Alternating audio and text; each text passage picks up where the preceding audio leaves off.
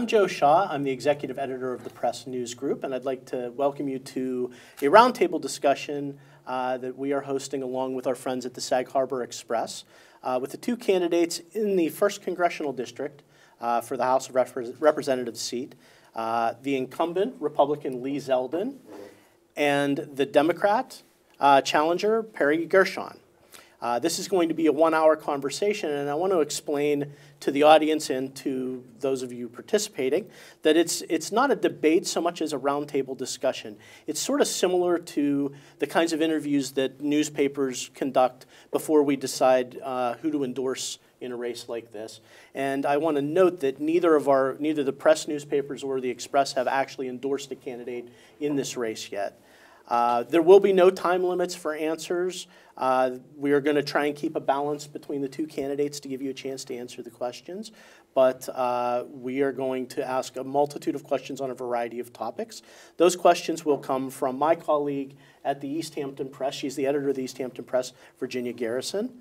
To my left is the editor and co-publisher of the Sag Harbor Express, Catherine Manu, and Peter Booty, the news editor of the Sag Harbor Express. They will be posing the questions as well.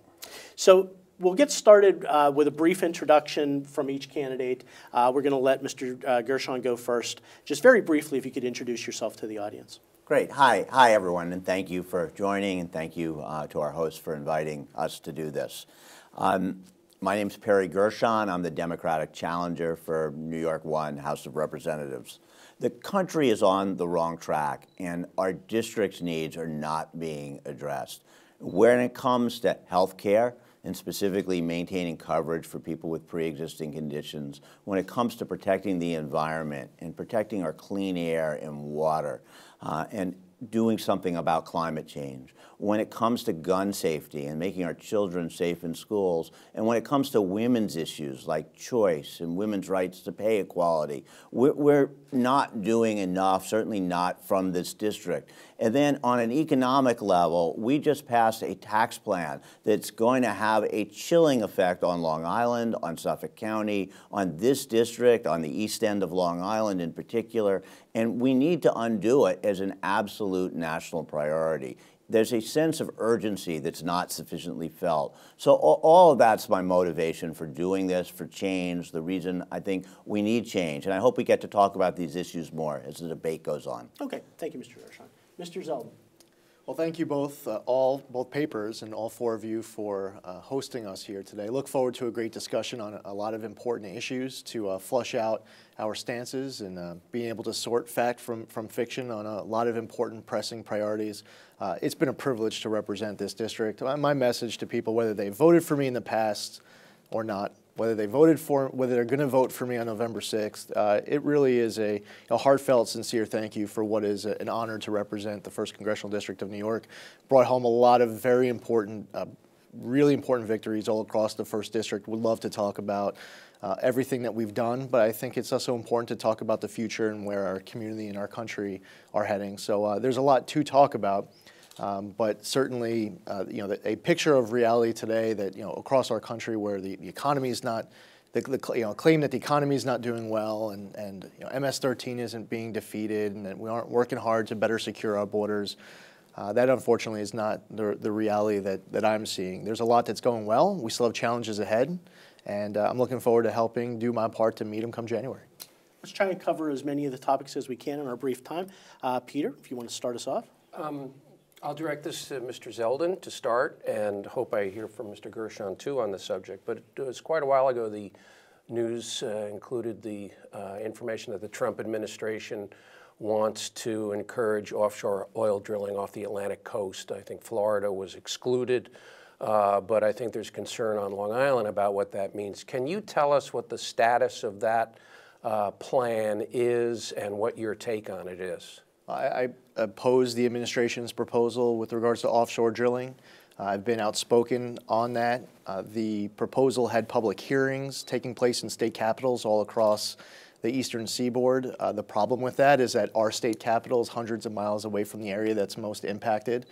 So I advocated directly to the Secretary of Interior. We were elected to Congress together. So through texts, phone calls, in-person meetings, We were able to secure a public hearing that took place here in Suffolk County to hear from concerned residents. I thought that went very well. I know that the message has been received to Secretary Zinke on a few different levels. One is, I don't even believe we have the resources off of our coast. Two, we don't have the infrastructure. And three, nobody wants it. So to answer your question of what's the status and where do I see it going, I see our area getting taken completely off of the map. Yeah. And I think it's important that we continue to weigh in with our opposition. We don't get complacent until our area actually is taken off the map. But I mean, I'm in touch with Secretary Zinke all of the time on this and other issues, and I believe we're going to get the favorable result that we need. Okay, Mr. Gershon, do you want to? I certainly agree with Mr. Zeldin that it's the right priority for there to be no coastal drilling off of Long Island, and I think pretty much everybody on Long Island shares that view. It's like apple pie.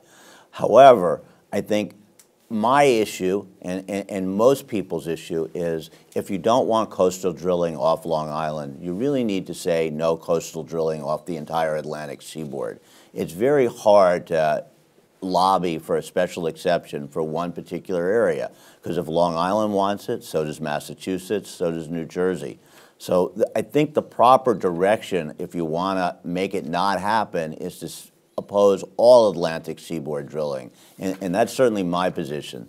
A letter was sent to Congress, to Zinke, by a series of congressmen, including, I believe, Peter King, that opposed, I'm not certain on that, but I think including Peter King, that opposed drilling on the Atlantic seaboard. Certainly some New Jersey Republicans signed it. And we, our district's Representative Lee, did not sign that letter. And I took issue with that. I take issue with that. I think the strongest position is we don't want offshore drilling off the eastern seaboard, period. And let's give Mr. Zeldin a chance to respond. Yeah, I mean, so that's just a lie. And I figured that my opponent would probably end up bringing up his lie again. So happy to provide our hosts with a copy of the letter to the Honorable Ryan Zinke with my name signed onto it, opposing all of the inclusion of the North Atlantic, Mid-Atlantic, South Atlantic, and Eastern Gulf of Mexico. So my opponent has said over and over and over and over again that there's a letter that was sent to Secretary Zinke and that I've only been opposing off the coast of Long Island and I haven't weighed in. This is from March 8th, 2018. So you're in favor, it's just a lie. You're in favor of no drilling off of the eastern seaboard. There's my letter. So my opponent has accused me of not signing a letter, and there's the letter to Secretary Zinke. I don't have it with me, but there is a letter that was sent last year in 2017 that Lee did not sign, and it was signed by other members. What's the date on this? March 8th. March 8th, 2018. Okay. And you did sign on. That's for you. Was there a change in your position from 2017 to absolutely 2018? not. At no point is there anything inconsistent with what I signed on to in that letter. I will send you the other letter when we're done. Okay. All right, let's move on to another question, so Catherine. Speaking about offshore energy, obviously out here, one of the biggest projects that everybody's watching is Deepwater Wind's South Fork Wind Farm proposal. What is your take on offshore wind energy? And I'd also love it if you could touch on the development of other offshore wind sites off Long Island. In New York State, there was opposition to additional offshore wind leases from Montauk to Southampton. The federal government came back with potential lease sites there. So Perry, if we could start with you, I'd just love to hear your thoughts on this. I apologize. I was looking at the letter. I missed a piece of the question. I'm asking about the South Fork Wind Farm and your position on the development of offshore wind, and then also the potential for future lease sites off the coast of Long Island. I'm a big believer in offshore wind. I think, number one, we need to be moving towards clean and renewable energy. I think climate change is a major threat to us here on Long Island, and we need to be moving towards renewables. In order to do that, offshore wind, along with solar, is really the best way. The project that's in place now, or being on the drawing board now, the Deepwater project, is the right direction to be going in. It's not without its flaws. There's not enough transparency as to what concessions were made to Deepwater and what the ultimate cost is going to be to us. And it's not something that at a federal level I would have a lot of power to intervene on. I think it's more state, but we do need the transparency. But bigger picture, offshore wind is the right direction to go in, and not only for producing energy, but it's a potential new business, new manufacturing business for Long Island. We have deepwater ports here that could be used to build the turbines that are used for offshore wind. And as more and more offshore wind is developed on the eastern seaboard, there's going to be a need for domestic turbine production. Right now, they're brought from Europe at a high cost. So it's a future manufacturing, economic, as well as environmental program. Can you give Mr. Zeldin a chance to respond as well? Great potential. It could really help our area, it can help Long Island. It's good for our environment, it's good for our economy. I will say I wish that we were giving a seat at the table throughout this entire process to our fishermen who, this is a very important area for them. Not giving them any voice or seat at the table has caused a lack of communication, at times a miscommunication. I would say that it's caused friction that could have been avoided. That still needs to be mitigated. I talk to all sides of this particular debate. They come into my office, and we've met many other places. And I would love to see us be able to pursue this great potential. The development of it should be done using local labor. We have trades that are already at full employment, all sorts of, one local after another, all sorts of locals because of so many projects. You know, we look at LaGuardia, Ronkonkoma Hub. The list is long of what's keeping them occupied and employed, and that's good. It should be serviced with local vessels, and that any type of long-term maintenance should be done locally as well. So great potential. Now, we also have to, it's worth pointing out that in our district, we have a great ARPA-E program researching alternative energy, clean and green energy out of Brookhaven National Lab, Stony Brook. We need to continue to drive federal funding to Brookhaven National Lab and Stony Brook to continue to find clean and green ways to reduce energy costs, but also be more environmentally efficient and economically efficient too. So there's a lot to talk about here in that space, but specifically with regards to your question of offshore wind, it's filled with amazing potential. To link the first two questions together, is there a concern that offshore wind might be an industrialization of the offshore area that might lead to more, you know, to create a justification for drilling and other types of activities? Mm-hmm. It seems to me that those two things are actually at odds with one another. The idea of doing offshore wind is to deter other uses. So if you're putting in wind, you're doing that so that you don't need to drill. But the mechanism itself is actually offshore in a way that energy companies could make the argument that it's just another way of using the offshore area to access for energy needs. I really do believe that our area is going to be completely off the table for offshore drilling, and I gave 3 reasons why that is. The third reason is important, and one for us to continue to weigh in, that we don't want it, but the first one's really important too. We don't have the resources. And I've spoken to Secretary Zinke about it, and I think he gets it. So the environmental damage when you're talking about offshore drilling is caused through exploration looking for something that I don't even believe exists. So for many different reasons, I just don't think it's happening. And just to add to that, the idea of offshore oil could lead to offshore spills. Tourism is such an important part of our economy. The selling point of offshore wind is that it's far enough away so you won't see it, and it's not supposed to disturb the environment. Sure. Once you break that, then it's already let us down on its promise. Okay. Can I just also ask you guys to expand a little bit on the potential for future federal lease sites off the coast of Long Island? Is that in the cards? You know, one of the concerns is once this project goes up, are we going to see offshore wind farms everywhere off the coast of Long Island?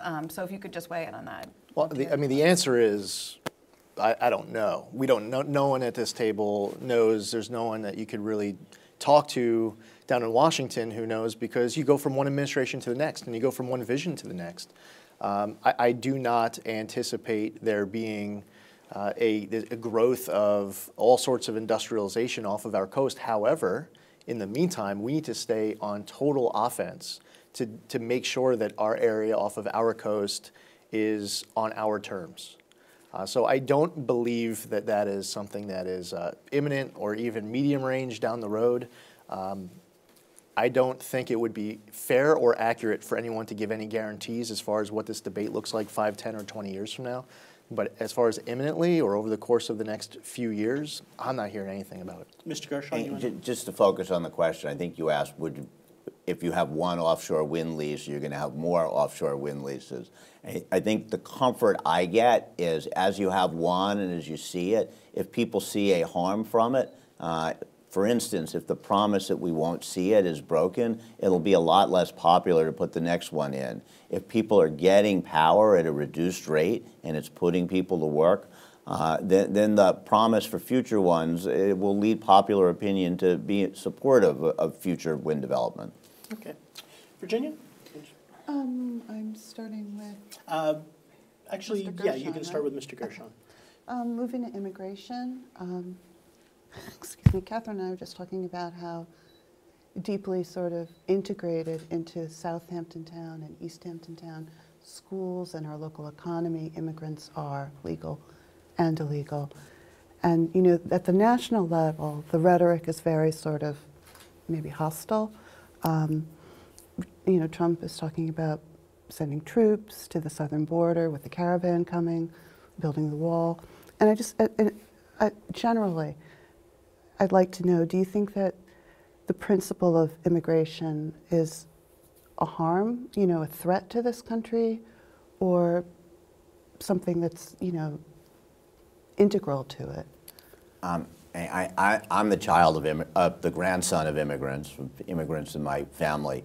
I'm a believer, strong believer in the value of immigration in America. It's part of the, gives us the diversity that makes us the great country that we are. So I think immigrants in general should be viewed only as a good thing.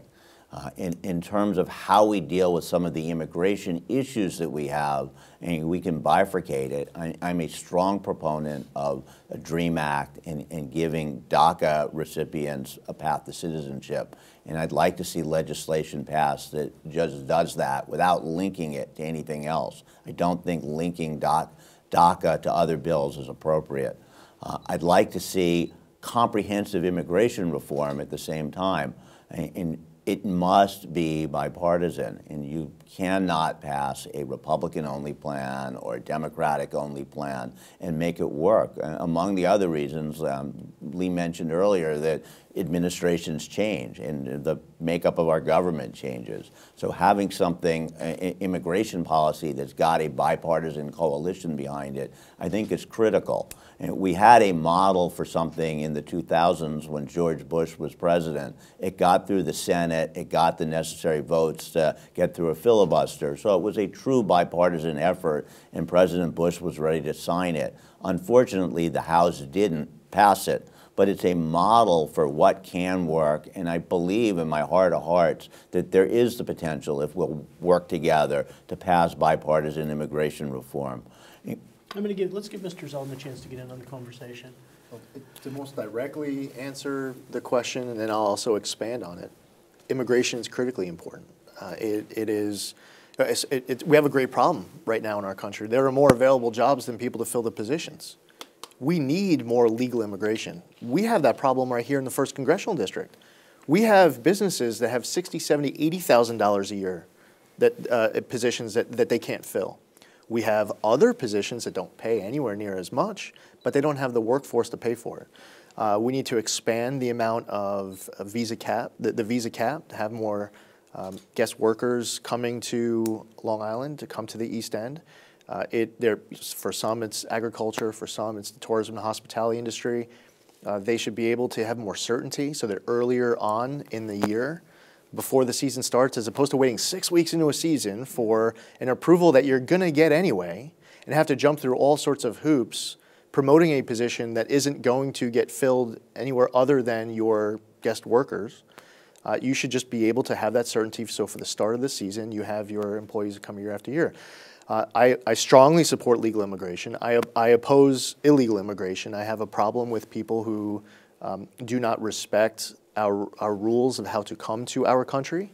There are people who aren't here yet because they're following the rules. I actually have more compassion for the person who is still not here yet because they've applied, they followed our rules, and because we haven't said yes, they haven't come yet. Now, as far as where we go from here, you have to come up with a proposal that gets the 218 votes in the House, 60 votes in the Senate. A lot easier to get to 218 votes in the House than 60 in the Senate. I have some colleagues who say we should just do something on DACA, and I have other colleagues who say we should only build a wall, or we should just pass E-Verify, or we should just pass an H2C proposal to replace the program that we have now. There are some people who are pretty stubborn in their positions. I'm someone who believes that the best way to get to 218 and 60 is that you're all sitting around the table and you're willing to compromise. Can I ask a question? Why? So are we stuck then? Are we, because people are dug in for their individual measures, we're just stuck because everybody's only willing to do those things? You come from a district that is not a border district, but is heavily affected by undocumented immigration. Why can't you be the one to put forward a proposal that says, here's a compromise? Most of these measures seem to be, they have bipartisan support. Why can't that happen? Why is it so impossible to get real reform? So a great question, and you can't ever be stuck. Even if in reality you're not, you don't yet have 218 votes, you have to work towards getting it. Now here's something that's interesting. So you take the Goodlatte 1 proposal that got just under 200 votes. Like, I don't know, it was like 192 or 194. Let's say you need to get that to 218. And if you add E-Verify into the bill, 25 more people are willing to vote yes. However, if you add E-Verify to that bill, 27 people will go from yes to no. It's about vote counting. Now for me, I'll vote yes regardless of whether or not E-Verify is in it. But when you get into the weeds of actually putting a deal together, when you're all talking, there are some people who, on certain issues, are game changers. For me, I have a whole lot more flexibility, so I support it either way. I co-sponsored the Goodlatte 1 bill. I am willing to talk to, whether you're conservative, liberal, Republican, Democrat, if there's something that you need to go from no to yes to get to 218, well then, let's figure out how to get it. But here's an added challenge. We have 2 separate houses. So if the House gets that bill to 218, the Senate doesn't just take up our bill. And even if they do, that doesn't mean it gets to 60 votes. And the same thing vice versa. So what would happen is, while we're doing that, getting a bill to 218, the Senate needs to get a bill to 60 that won't be the same. And then you go to conference your 2 bills, and you try to find agreement that you're passing bill 218 and 60 as far as the process working. And one last point is that if you look at the last decade plus, we've had a Republican president, a Democratic president, then a Republican president. We've had a Republican Congress, a Democratic Congress, and every combination thereof. And one big immigration bill just hasn't gotten done.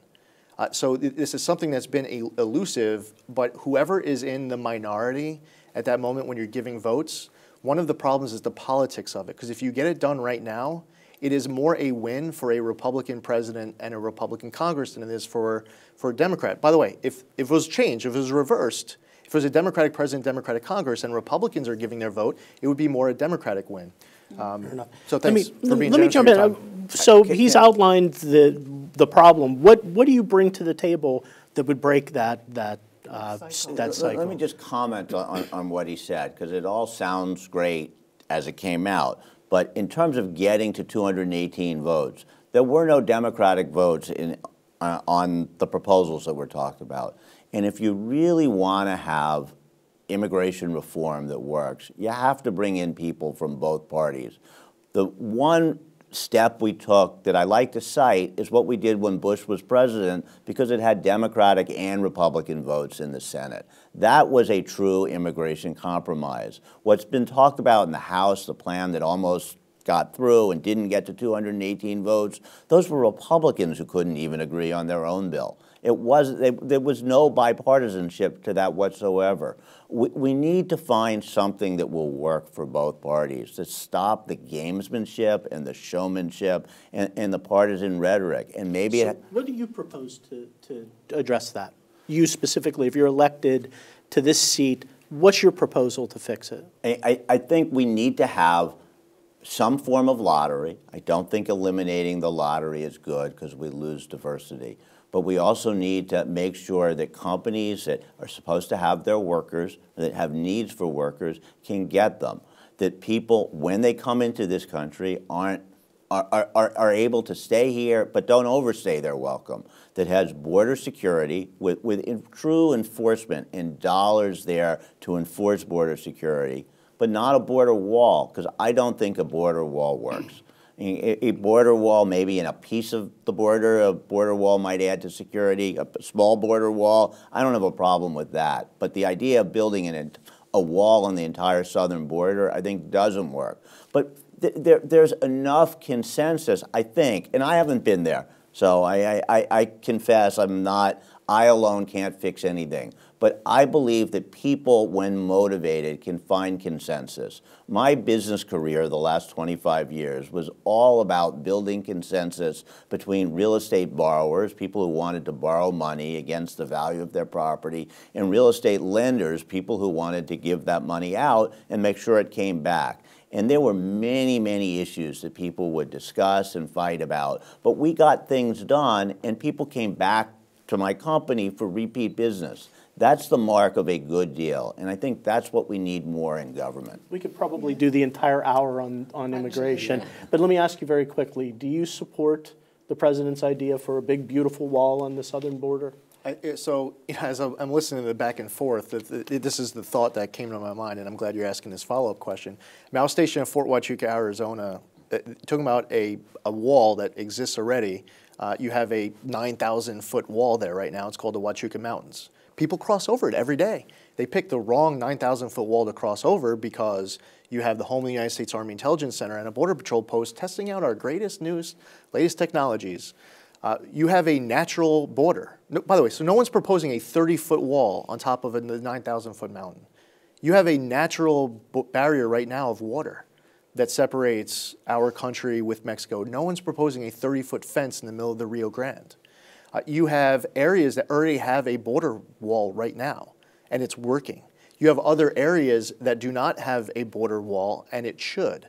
And by the way, when you... I'm sorry, it should have a wall? Or? Yeah, there are parts of our border that do not have a physical barrier that should.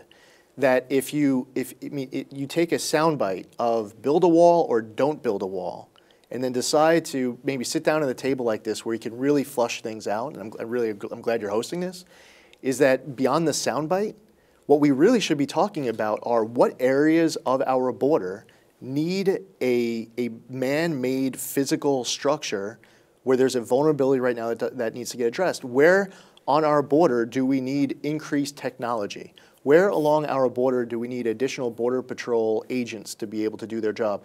And this debate, we often talk about people crossing illegally. This is also about illegal things crossing. So if you go to the detention center in Yaphank, you could talk to the person who's in prison there, who will talk about 20 miles before they were able to cross in the United States, a gun to their head, requiring them to smuggle things across the border in order to complete their mission to be able to come to the United States.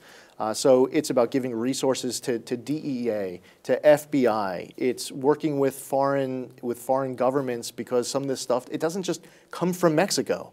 Like this is interaction with Central American countries, South American countries, and we say, can you please stop sending us this narcotic? And their response is going to be, if you guys stop buying that narcotic, it'll probably help in there being less of a demand to send it.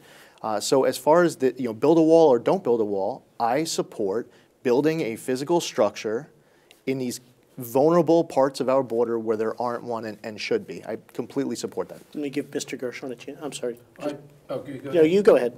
Well, I've been dying to ask a follow-up question to this whole thing, and that would be to both of you. But do you agree that President Trump's rhetoric has demonized immigrants, especially illegals coming through the southern border, and that's made this whole issue even harder to deal with because it's inflamed people, it's entrenched people into their own positions? He's made it impossible. If it was almost impossible, it's just impossible now to come together on this. Or am I reading it wrong? I'm going to give Mr. Gershon the first chance. I believe that stepping up the rhetoric, as President Trump has done, makes it that much harder to solve the problem. Rhetoric is not the solution to problems, particularly when President Trump says Democrats stand for open borders. They don't. That's not helpful to say that. It may be helpful if you're trying to get Republicans elected to Congress, but that's all it helps. It doesn't solve the problem. If you want to bring Democrats and Republicans together to solve a problem, don't demonize one party or the other. If you want to find a solution that's both humane and just, that's good for America's interests and is human and takes care of the people who are here, don't demonize the people who are here. There are many illegal immigrants, undocumented, who should be deported. They're people who are here illegally, who may be part of an MS-13 gang, and they should be targets. There are also people here who are here without documentation, who are contributing to our society. Maybe they're here because they had a visa to come in, they overstayed their welcome. I'm not saying we should encourage that, but I don't think sending ICE agents around to deport members of the community is helpful. And what happens, let me finish the point, please, is that when you create a culture of fear, immigrants go into hiding. And when immigrants go into hiding, that creates fodder for gangs. If immigrants don't work with local law enforcement, then gangs have the ability to really get a foothold. So we need to contain this policy. We need to find a way to have local law enforcement, our communities, and our immigration forces work together. Mr. Zeldin, do you believe the caravan coming from Central America is a national emergency the way the president is, and he's talked about sending troops to the southern border to meet that caravan? Do you support that? I have a problem when you have that type of 7,000 person strong caravan coming with no respect to our rule of law, with every intention of openly and purposefully challenging, disrespecting, and violating that rule of law, that we as a nation should not just allow them to roll us. And there are other people who are watching. So if you allow a 7,000 person caravan without respecting our rule of law and with every intention of violating it, you might end up with another 7,000 person caravan right behind that. It happens to be just before an election, and if you ask me this question and it was 12 days after an election as opposed to just a few days before, I'll give you the same exact answer.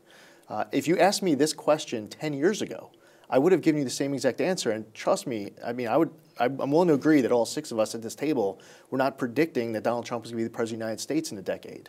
I would have given you the same exact answer. So it's the same thing with like what we're dealing with with Saudi Arabia, like with this caravan that's coming to our southern border. You have to deal with it directly, and you also have to understand that others are watching, and you have to be consistent and effective in the way that you respond to it. Can I ask you though, what I don't understand is that the caravan is 7,000 people at this point, but the point has been made that they plan to apply for asylum. Thousands of people do that all of the time, coming to our southern border and apply for asylum. Does that process need to change? International law says that people have a right to come to our border and apply for asylum. Do you believe we should change that in some way and stop people from having that right? No, we have to actually strengthen, we need to improve resources at the border.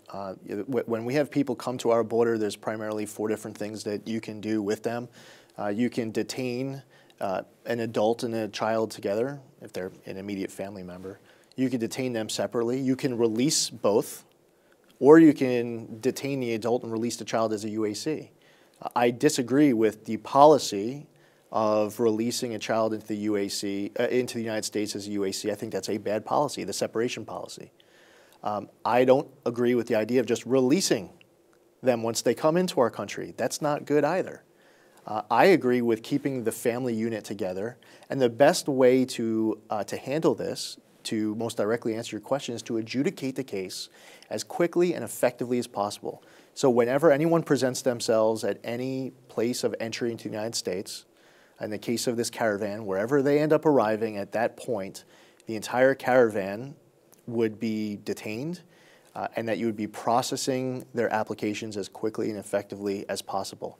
That does not mean that because they show themselves the border that they automatically get the benefit of the doubt across the board and they just get to come into the United States. And it doesn't mean that you just turn away 7,000 people and you don't care what their argument is. But I think what's most important is improving the resources that are there to, as quickly as possible, effectively adjudicating those cases. Okay, Mr. Gershon, I just want to give you one last. Just in terms of those two last questions, I think the caravan is obviously a problem. We need to not encourage people to be coming into the United States with the thought that we have open borders and they can get in. I agree with what Lee said about giving more resources to border security, to adjudicating the cases, look at them as fast as possible. But that's not the rhetoric that's coming out of Washington. Donald Trump's response to the caravan is we need to close down our borders, we need to send troops, not lawyers to look at the cases. We need to shut down refugees coming into America. That's further demonizing the problem and making it worse. The other thing is if the central heart of the problem are conditions at the home country, like Honduras, we should be devoting resources to improving conditions in Honduras so that people aren't forced to flee Honduras. The president's rhetoric is cut off all aid to Honduras. If we do that, we're going to have more people fleeing Honduras and trying to get into the United States, not less. It's a little bit backward. Pete, I just wanted to give Congressman Zeldin a chance to follow up on just the first part of my question, which was about the rhetoric and the demonization and the hardening of positions. Do you think there's something to that problem? I think it's really important to call balls and strikes as accurately as possible. The president launched his campaign for president with some of, you could say, the harshest rhetoric on this issue that we've heard from him the entire time. I agree with calling a rapist a rapist. I disagree with calling someone who's not a rapist a rapist. I just want to call balls and strikes as accurately as possible. I mean, there have been times where I've been asked about a certain tweet that goes out. I mean, I've spoken to the president multiple times about Twitter. And I realized after a couple of conversations, he's not going to stop using Twitter. But what my advocacy ended up becoming is to use it as effectively as possible. So if I was about to do an interview on CNN on a topic that was a great topic to have an interview about, for the watchers to be able to hear that dialogue, for me to be able to weigh in on, it was great for the news. However, right before I went live, he tweeted about like Mika Brzezinski's face bleeding. So the interview ended up becoming about that, as it should. I do not fault CNN for asking me about it. That's a fair question. The interview was all about it. And I criticized, obviously, that you would be using your Twitter account for that purpose. I think it's important for the President of the United States to be setting a very positive example. Some of these issues, at times, it does not mean the President is required to be politically correct with everything that comes out of his mouth. Some of these stances are going to be controversial. People will disagree with you. You might say something like, if you call, I have no problem with the president calling MS-13 animals. There's some people, to great offense to him calling an MS-13 member an animal. I have no problem with that. But what I do have a problem with is if you called someone who's not an MS-13 member an MS-13 member.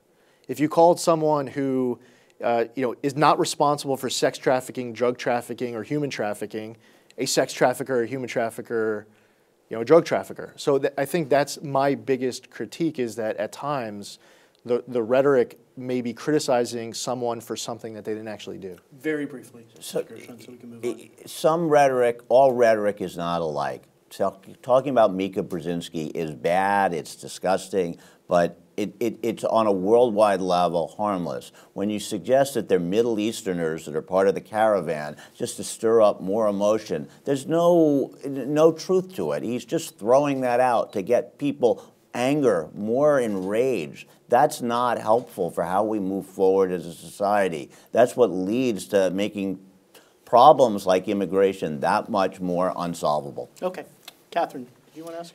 Okay, so I guess we should probably move on from immigration, although I agree with Joe, we could probably spend the an entire entire hour hour on the if not conversation, several hours, talking about it. So recently, the Treasury Department reported the federal budget deficit. I think the newest number has increased to over $898 billion for the fiscal year of 2018. I guess we'll start with Mr. Zeldin. What do you believe the root of this increase is, and where is spending going to be cut to deal with the growing deficit? And you could spend an hour just answering that one question. Many reasons for that. One is process-wise. The other is just how we spend money. We spend money when we're having a budget debate, it's on the discretionary side, it's not on the mandatory side. So the federal government spends $4 trillion, but we're debating over how to spend 1.1 or 1.2 or 1.3 trillion of that. Most of that money is Department of Defense. You're not going to balance the budget in 1 year. The responsible thing is to enter into a budget framework that puts the budget to balance within, whether it's 7 years or 8 years or 10 years, long term, where on paper you have a plan. I believe in regular order. There needs to be a process for more rank and file members to be able to weigh in, even if they're not on the budget committee or the appropriations committee. I believe in spending caps. I support a balanced budget amendment. But I also don't think we should be irresponsible in how we balance the budget. And the other thing too is, this is how these budgets get made, is that you're sitting around a table and everybody at the table has an ask, and someone comes up with a bright idea. I know how we could finalize a deal everyone will agree to. Yes, yes, yes, yes, yes, yes. Okay, deal. You shake hands, everyone's happy, you go back to your districts, you celebrate what you got done for your district. I voted against the last budget caps deal. I voted against some of the recent omnibus bills that were voted upon, just because even though it might have something in it that is good for my district, I need to make a decision also in mind with that next generation that's not even old enough to vote. So that's... Before we go to Mr. Gershon, I want to ask you, you voted against the tax cuts that the Republicans were able to enact this past year. Why did you oppose those? And when you look at the impact on the federal budget now and on the economy, do you think it was the wrong move for the Republicans? Well, okay, so first off, I agree with the idea of reducing corporate taxes completely. Before, during, and after the negotiation of this bill, I totally agree with the decision to reduce the corporate tax rate to make us more competitive. I don't believe that reducing the corporate tax rate should be paid for by increasing taxes on a middle income itemizer, and that's how you're going to come up with a pay for. Now, there are good things even on the personal income side that were included in that bill. So if you're going to make a change to the state and local tax deduction, which I oppose, I oppose it today, I opposed it then, I do not agree with making a change to the state and local tax deduction. If you're also making a change to the AMT, I ran all of the numbers, whether you're single, married, what school district you live in our district, whether you're lower middle income or upper middle income, there are people who ended up actually paying their middle income itemizer, and they are paying less than what they were paying. And so their 2017 taxes are going to be more than what their 2018 taxes are going to be. Then there are others who are middle income itemizers who are going to have to pay more. That's not how you pay for a change to the corporate tax rate. So that's why I opposed the bill primarily. And again, I would reiterate, while I do not agree with making a change to the state and local tax deduction, I would say if you're going to make a change to the state and local tax deduction, you don't cap it at $10,000. You cap it at a number that fully protects middle income itemizers, which means in this district, it's at least $20,000 to $25,000 indexed to inflation. And it doesn't go into effect 6 days later. It goes into effect 3 or 4 years later. So then you're going to your state and local governments and say, there's going to be a change to the state and local tax deduction in 4 years. We need to start planning for it. That would have been better policy. That's a lot to chew on, Mr. Gershon. I don't want to give you a chance. I hope you're going to give me I'll give you few some minutes time here. But so there's a lot there. Let's start at the budget deficit. Right now we have a Republican in the White House. Republicans control the House. Republicans control the Senate. They had the ability to pass policy as they saw fit, and they did. They had few, if any, Democrat votes with the tax plan that passed. The result of that tax plan are ballooning deficits. To the extent Republicans want to say they care about deficits, they're now responsible for the biggest deficits we've had projected going forward because we irresponsibly cut taxes without offsets in spending or without offsets where you cut one tax and grow another one. I do agree there was a need to cut corporate taxes, but we did not need to cut corporate taxes all the way down to the level that we did. And most experts called for corporate tax cuts, but not, again, more to that 24, 25% level, not all the way down to 20%. So that's one part of it. We need to, let's switch to, there was a lot there. There's a lot there, yeah. Let's switch to the state and local taxes. The idea of capping or putting a cap on state and local tax deductions should have been shot down right from the start. That was a penalty directed at big states. If people want to say, well, the states shouldn't tax as much as they do, the states that are affected by this are the biggest payers into the government. So by getting rid of the cap on state and local taxes, we're actually increasing the amount that New York and California are paying into the government. It's not a program that, well, it's okay if we phased it in over 4 years. No, it's not okay. Earlier today, I had a press conference with Paul Pontieri, the mayor of Patchogue, and Steve Ballone, the county executive. And I said that if I'm elected, in my first month in office, I will put forth legislation, and maybe it comes from just me, maybe it comes from a group of legislators, I suspect the latter, that will eliminate the SALT cap. It just needs to be taken out. It's a terrible precedent, and we need to get it out as soon as possible.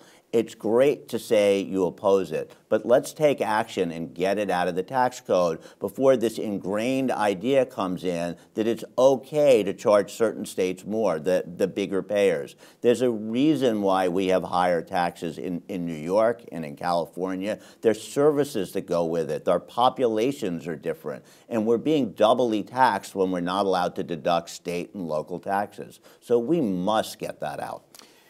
Can I just very briefly follow up on that? Sure. Okay, so first off, I would say I completely agree with the idea of getting rid of the deduction and going back to where it once was. But one thing I want to point out on the budget deficit is that while you need 218 votes in the House whenever we pass any of these appropriations bills, that it requires 60 votes in the Senate. So you cannot pass a Republican-only appropriation bill. So what happens when you have that agreement, let's say it was this table earlier on when I said yes, yes, yes, yes, yes, if you didn't need 60 votes and you wanted to jam it through and you only need 51, you can have a smaller spending bill by saying yes, yes, no, no, yes, because I don't need your 2 votes. But the way they need 60 votes in the Senate, that requirement of it is required to have bipartisanship in order to fund the government. That's the only way our government is operating right now as a result of Republicans and Democrats voting for a bill. And that has also contributed greatly to a deficit because every year, every single year, that you end up spending more than you should, it ends up accumulating. So there's $4 trillion that gets spent every year. It's more than just a discussion on the tax bill. It's more than what's on the mandatory side. It's more than just what's on the discretionary side. And it's also the process. It's all of it contributing to it. Can I just do it real quick? Okay. Sorry. Absolutely. But just, as a follow-up to that question, so is Social Security and Medicare, are they on the line as a result of this deficit? I believe Senator McConnell has brought that into the conversation now. It would be completely unacceptable to make any change to Social Security and Medicare that does not completely 100% honor and preserve a commitment to those who are seniors or close to retirement. That you need to completely honor and preserve that commitment. My daughters are 12 years old. We need to start having a conversation in this country as far as what we want to do for that next generation, decades from now. Whatever you discuss at the table cannot adversely impact any of our seniors or those who are close to retirement. I do not believe that in this country, Americans are ready for a conversation as far as a 50-year plan. I do believe that within a few years we're going to. It may not be the 2020 election, it may not be the 2022 election, maybe it's the 2024 election. But we're going to get to a point 4-6 years from now where we as a country are going to have to develop a real bipartisan commission, not like a make-believe one, Republicans and Democrats, House and Senate, with the American public weighing in, as far as a long-term plan. And it's going to be a responsibility of our elected leaders in government not to be scaring someone who is currently a senior as if that conversation about what to do for a 15-year-old is going to adversely impact them, as long as the commission is operating under the understanding that you can absolutely not do anything to roll back any of the benefits for Social Security and Medicare for those who are seniors or close to retirement. Very briefly. So if I heard what you said right, it's okay to talk about 15-year-olds and maybe 30-year-olds and where their retirement age should be. It would be okay to raise the Social Security age from where it is now for people who are 15, maybe 30, some age, but not the current seniors. So the next generation should not get the benefits that the current generation gets. That just sounds like what you're advocating for. There are other ways to fund Social Security and Medicare. I mean, one is to not have this tax cut that just went through that really creates the urgency of dealing with the federal budget deficit. And we can undo parts or all of that federal tax cut so we don't scare our seniors and we don't scare the future generation of seniors. We need to, the reasons that these age targets or age limits were put in place, and we should be preserving them. We're not supposed to penalize the next generation any more than we're supposed to penalize the current generation. Okay, can I briefly add to that? Very briefly. I want to move Okay, on. it's worth pointing out, if the only change that's being proposed by someone with regards to the tax bill that was just passed is to get rid of the state and local tax deduction, you've actually just proposed to massively increase the deficit. Okay, fair enough. Virginia, do we want to move on to another question? Yeah, I think maybe health care. Healthcare seems like a good Yeah, topic. it seems like we'd segue to there. We've got a few minutes. I So let's understand. let's get some answers on that. I think it's Mr. Zeldin's Sure. turn, right? And Mr. Gershon has said he supports Medicare for all. You did support the repeal of Obamacare, correct? I did. And should we talk about pre-existing conditions and how we feel they I'll would talk best about be whatever handled? you want us to talk about. Okay, What would let's you do like that. to talk about? How are we going to ensure that people with pre-existing conditions will be able to have affordable health care? That's a great question. So since the 1990s, New York State has fully covered people with pre-existing conditions. Right. Long before the ACA was even considered in the first place, New York State has fully covered individuals with pre-existing conditions. So the rhetoric that is out there, the accusations that are out there, where mail pieces are getting sent to scare people who live in this district into believing that I voted to get rid of their pre-existing conditions, is just not true. But that's just Secondly, in New York State. so well, I'm getting to it. I promise. yeah. So as far as the legislation that did pass to repeal and replace the ACA, that legislation specifically states in it that an insurer cannot deny coverage to someone with pre-existing conditions. So the attack that I voted to deny coverage to individuals with pre-existing conditions does not apply anywhere in America as far as the actual text of the bill. You also asked about Medicare for all, and like, I don't know where else you want to go with this. There's a lot to talk about Let me give healthcare. Mr. Gershon a chance to answer first, and then we'll go back and forth. So in terms of the actual text of the bill, you can say, yes, insurers are not allowed to deny coverage for people with pre-existing conditions, but you leave it open to what insurers can charge for people with pre-existing conditions. And if an insurer is able to charge more based on a pre-existing condition, that makes the health care that much harder to be able to pay for. So we're not leveling the playing field. There's a reason that so many Americans rose up and objected to the Trump health care plan after it was proposed and after it was voted on, and what was the reasons it didn't get through the Senate, because pre-existing conditions really do impact people. And rightly or wrongly, the perception of most Americans is that the Trump care, whatever you want to call it, took away coverage for pre-existing conditions. That was factual. It's certainly the way the media reported it. It's the way, if you read the plan, that would have been the effect. The text may have said, yes, you're required to cover it, but it didn't mean that it was readily available. It was not. You can be required to offer it, but it doesn't mean it's a policy people can afford to buy. I have to, so there's a few things that was just said. My opponent just said that it denies coverage for pre-existing conditions. It doesn't. It does. It doesn't. It doesn't. It doesn't. Okay. So first off, the actual what it says in the bill is that nothing in this act shall be construed as permitting health insurance issuers to limit access to health coverage for individuals with pre-existing conditions. It was very important to include text in the bill itself to ensure that we are not denying coverage to individuals with pre-existing conditions. Secondly, there are all sorts of other protections in that bill with regards to individuals with pre-existing conditions to ensure that they have access to coverage. Now, here's an issue. If you are one of the 40% of counties in this entire country down to one option left under the exchange, the individual market, which is what this whole debate was about, it's about 7% of the Americans who get their coverage through the individual market. That's what we're talking about right now. You have an employer market, Medicaid, Medicare, some people work for the government. And for 40% of the counties in the country, they have one option left. When you lose that one option, you have no options. So there are states that are begging for other ways that they believe they can fully 100%, they have proposals where they can fully cover a high-risk pool better and save their market better. A state is proposing to improve their market.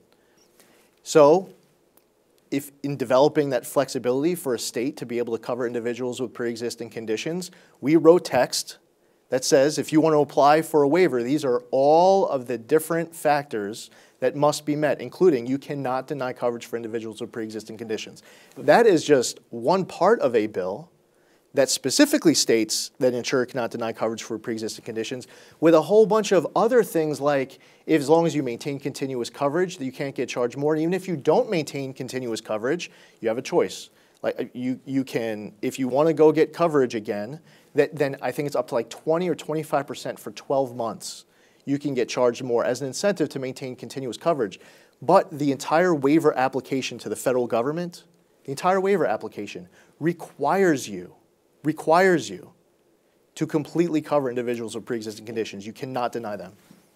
Again, you can't deny coverage, but you don't have to offer good coverage and good affordable coverage. So you can offer more expensive coverage to people with pre-existing conditions, and you can offer less comprehensive coverage to people with pre-existing conditions. One of the central tenets of Obamacare is that it forced insurers to offer good policies. It took policies that were hollow off the market and made them not acceptable to be sold to people. If that's what you're going to give people with pre-existing conditions, policies that may not cover their pre-existing condition, you're not being helpful. That's why this bill was flawed. And are you suggesting that there are other parts of that measure that don't allow that to happen? Well, so I mean, what was just stated is just not accurate. So there are essential health benefits that were part of the ACA. So New York State, we're used to a certain gold standard of health care that went back a long time before the ACA even became law. Other states, the minimum coverage that had to be provided was much less than what the ACA mandated. So the business model for an insurer is relatively simple. You try to bring in more from premiums and deductibles than you pay out. By raising the standard, what the minimum standard is of what you have to offer someone, you end up paying out more than you're bringing in, which means premiums and deductibles go up. They end up going up to the point where you price people out, and then the insurer decides to pull out of the market altogether. But this does not allow you to offer less of a plan to individuals with pre-existing conditions. So that statement that was just made is just not accurate. What about being more expensive? Okay, so if you have pre-existing conditions and you have coverage, as long as you maintain continuous coverage, you cannot be charged more. If you do not maintain continuous coverage, if you decide that, for whatever reason, there are many different reasons. Okay, there are many reasons why someone would not have coverage. When they go back and they get coverage, and I forgot the number offhand is somewhere, it's like either 20 or 25% for 12 months. And then you go back to the same market rate whether or not you have pre-existing conditions or not after the 12 months. So it's... Mr. Gershon, I want to hear from you very quickly. We don't have a lot of time left. I want to tell me in as brief a manner as possible how Medicare for All is something that's financially feasible for Americans. The key tenet of Medicare for All, universal health care, is to get everybody health care coverage so they won't be clogging the emergency room system. When people go to the emergency room, it's the most expensive way to deliver health care to them. So the goal is to get them out of the ER, and that will reduce costs for the overall country. We'll be spending less in health care if fewer people are getting emergency health care and more people are getting preventative health care. Okay. Can I add to that? Very briefly. Answer that question. I mean, so it's a great question that no one has the answer. Like, of the people who spend their entire time in Washington advocating very strongly in favor of Medicare for all, they do not know how to pay for their proposal. Would it reduce costs if less people went to the ER? Absolutely. But where's the other $30 trillion going to come from? You want to raise taxes on the top 1%? Great. Where's your other $28 trillion going to come from? Now, some proposals, like we have right now in this district, we have providers that are struggling to make ends meet. They're reducing their scope of practice. Their medical malpractice rates are too high. If you have head trauma on the South Fork, you can't go to a neurosurgeon. Your OBGYN is leaving because their medical malpractice rates are as high as they are. We have a lot of issues with the cost of care. But the Medicare for All proposal, the problem is that no one has been able to put down on paper how to pay for it. They can only come up with ideas of ways where they can come up with a small little bit of it, and that's a big issue. 30 seconds. I'll give you the last word, Mr. Gershon, on the topic. Medicare for All is a program that hopefully we will be able to institute 2021, 2022. It needs to be implemented on a bipartisan basis, like most good policy. We don't have all the answers right now. We have ideas that are likely workable because it will reduce the overall cost of healthcare delivery if we can reform the system. But it's a future project, and it's got to be bipartisan, because if it's not, we have this continuous ping pong ball effect, and you can't govern, you can't function well as a country with that ping pong ball. Unfortunately, we're out of time. I think we've tried to cover as much as we could. Clearly, it's only a small portion of what we're going to talk about. There are more debates to come, and I would invite everybody to keep an eye out for those. But Mr. Zeldin, Mr. Gershon, to our panel, thank you very much for taking the time to sit down. Great job. Remember to vote on November 6th.